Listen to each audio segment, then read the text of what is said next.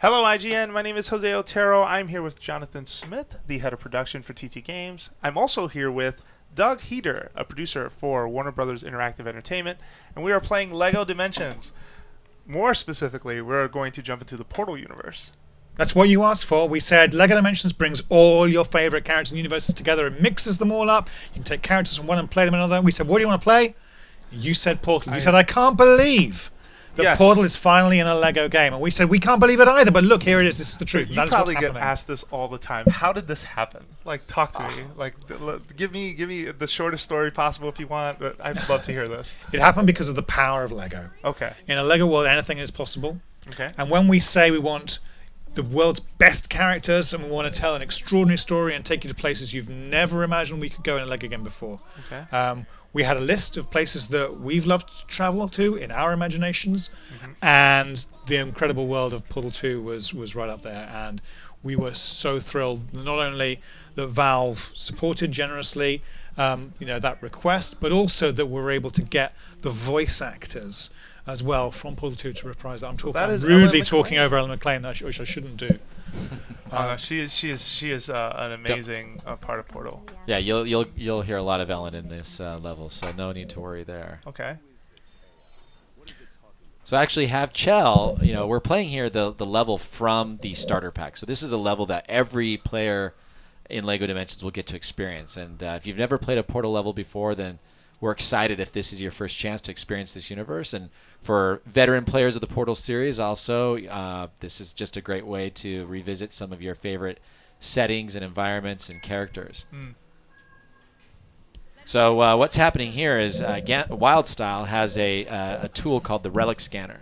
Okay. And to activate the Relic Scanner, I need to actually physically move her to the pink lit area on the toy pad. That activates the scanner, and it reveals this speed ramp here that I'll need to bring a vehicle on for. So now we can bring any vehicle from any world we want. Why don't we do the let's just do the Mystery Machine. There we go. That's fun. Okay. So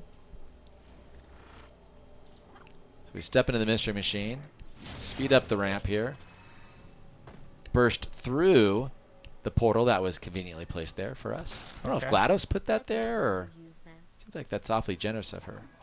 I love that you have the room number, that you have the little hazard lights as well, the stickers.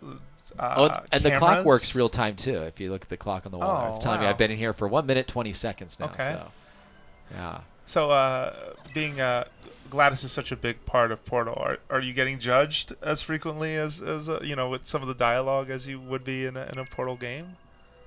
Oh yeah, absolutely. LEGO GLaDOS has got all the characteristics of GLaDOS, and yes, there are lots of twists and lots of difficulties in the relationship as a player that you'll have with her. Okay. Right now, what was that the song? I think it was. That's the yes. Yeah. Okay, the Jonathan Coulton song.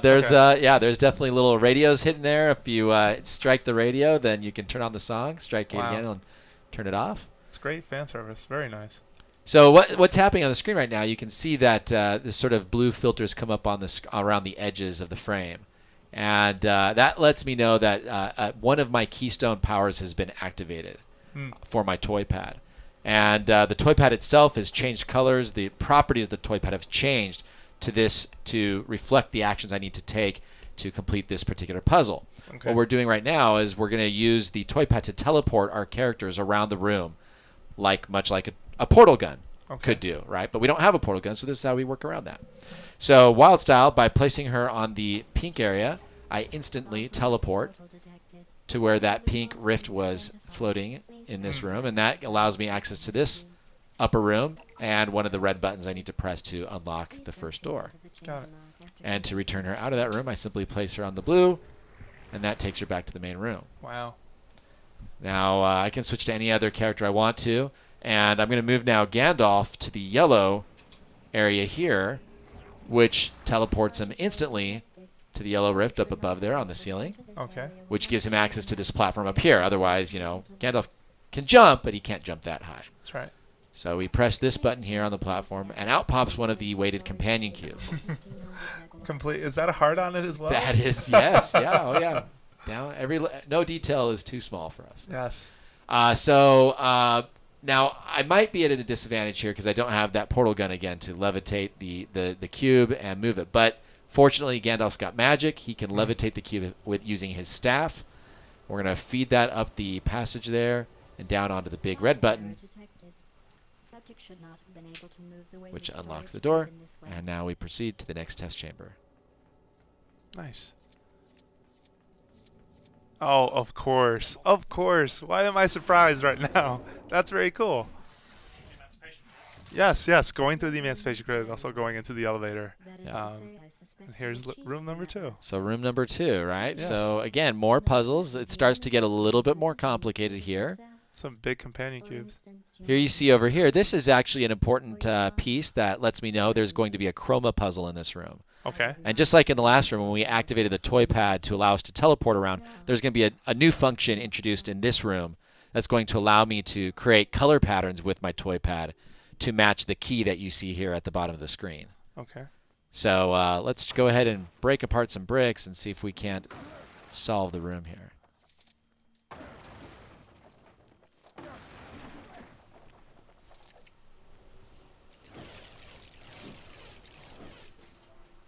That's a vehicle treadmill, so we're going to use our mystery machine again here to go on there, rev the engines.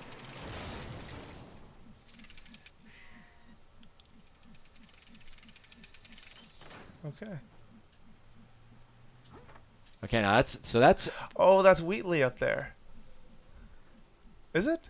So that's a mini kit, a collectible mini kit that happens to look like one of the cores Yes. Okay. found throughout the Portal world. Got So it. there are, just like if you've played past Lego games, you know that mini kits are one of the important collectibles hidden all over the world. And some are fairly easy to get, but others a little bit more complicated. They require another type. They require some puzzle solving and Deep thinking. yeah.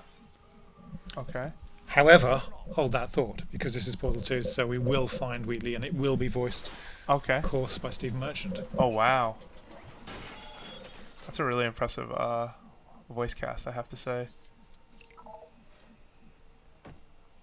Okay, so what you see here is I'm collecting these chroma color pads. Okay. And that's part of the process I need to complete in order to complete this puzzle over here. Okay, so we've got 2 of the 3 that we'll need. So we're going to switch to Wild Style. Here's another one of those areas where she's going to activate her relic scanner Okay. by moving her to the pink lit area on the toy pad. Okay. That reveals a battering switch. We'll use Batman here to activate that. And there you see there's a yellow pad inside.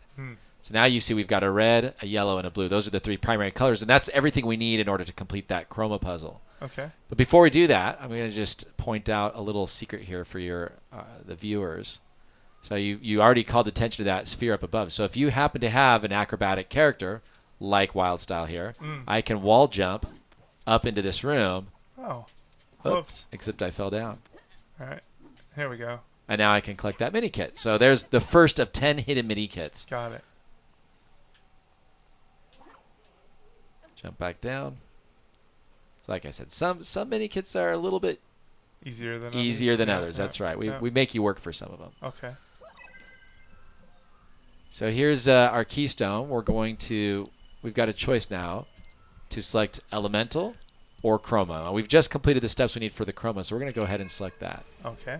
And now you can see the lines coming out of the keystone that we're standing close to have now lit up. We've got a yellow line, a red line, and a blue line. And each of those feeds to those 3 color pads that we uncovered. And what those lines do now, you can see each pad has a little cloud of paint above it. So if I move Wild Style through the blue area here, I've painted Wild Style blue. And now the toy pad, wherever Wild Style's standing, has been colored to reflect that color. Okay. Now I can move her around. So if I move her, she happened to be standing on the right, so that turned blue. But if I move her to the left, I now change the left side of the toy pad blue. Okay. And I can do the same thing by moving her to the middle. So what we want to do now is use our characters to create this pattern on our toy pad. Got it. Okay. So we've already got step 1 done. We've created blue on the left side here. Okay. So now we need to just get the other characters to cooperate and help us out. So let's pick.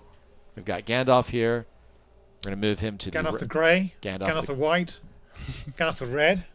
Gandalf the Red, that's right. And we need him to color the middle area red. Okay. So there you go. Got it. Now this next one's a little bit tricky. We've got green here. How are we going to do green? You're asking me, or I can answer. You probably can figure that out, right? I've got it. Yeah. Nice. All right. So yellow. So here we've painted Chell yellow, Okay. and we've got Wild Style blue. So with those two characters now, I can move Wild Style to the right side, turns it blue. Move Chell to the right side, yellow and blue make. There we green. go. Green. There you go. Okay. Now we've matched the color pattern, which opens up a new puzzle for the room. So it's a series of puzzles, right, that open, one leads to another. Oh, wow. And there's real depth to the puzzles with the toy pad as well. Mm-hmm. The keystones, the Chroma functionality, the elemental, they all work together. And as you Now, you may remember explore- those launch pads from the Portal series. That's right. Yep. as you explore, you'll find so much to discover, and the new features on the pad give us a lot more depth than we've been able to put in any Lego game before. Nice. Now, in order to get past this obstacle here, you've got that fire, so we need a way to combat the fire. That's right. And what I've just done is activated the elemental keystone. And what elemental does is it allows me to encase my character with one of 3 different powers based on a different element. Okay. So in this case, I can move Chell to the red area, which gives her fire power. Oh, okay. So now she'll be safe. And now that just might give us the immunity we need to get to that fire field. So it not only protects us from the fire, but it also allows us to spray fire at our enemies or other objects. And we come to a second launch pad, but this time our path is blocked by this field of electricity. Very dangerous electricity. So we're going to give her an electrical shield by moving over to the light blue area of the toy pad. Okay. Step onto the launch pad and back through. And one more to go. We've cleared, and here we go. There's a whole nother puzzle that needs to be solved on this side here. Okay. No, I have to say I'm very impressed by how the toy pad is worked into the puzzle design itself. That's very cool, especially with a series like Portal, which is very well known for its puzzle mechanics. So really cool job so far to see. Yeah, the designers had a fantastic time and did a wonderful job of integrating some really interesting puzzles, particularly here into the Portal level, where the toy pad and its new abilities become basically like a new controller, as well as giving you loads of different opportunities to investigate and experiment with new abilities. But it's not just the characters that you see here either that you can play with throughout the whole adventure of LEGO Dimensions. In any of the locations, you can swap between different characters just by placing them physically onto that toy pad. There are lots of characters we haven't seen. Yeah, we've brought a few along with us today. Yeah, let's show some extra ones here. What do you want to do? We haven't done Unikitty yet. How Oh, about we her? have to see Unikitty. That's a requirement. So There it is. Unikitty, of course, from the Lego movie, voiced by Alison Brie. Got many incredible abilities. A great fighter, can shoot rainbow lasers out of her mouth. Out of her horn. But as you remember, one of her character traits as well is that she is prone to sudden outbursts of extraordinary fury, and this is enacted in Lego form by her sudden transformation into Fury Kitty, where the rainbow lasers do come out of her mouth, and she's particularly and exceptionally destructive. Yeah. So you never know what a Lego Dimensions. Oh, she's still prone to fire. Still prone to fire. It only makes her more mad. Just gives her great. Oh, and again. More rage. There we go. All right. Well, excellent. Thank you so much for bringing this by. So there you have it, folks. The Portal set, which you can find in LEGO Dimensions. And for more LEGO Dimensions coverage, keep it right here at IGN.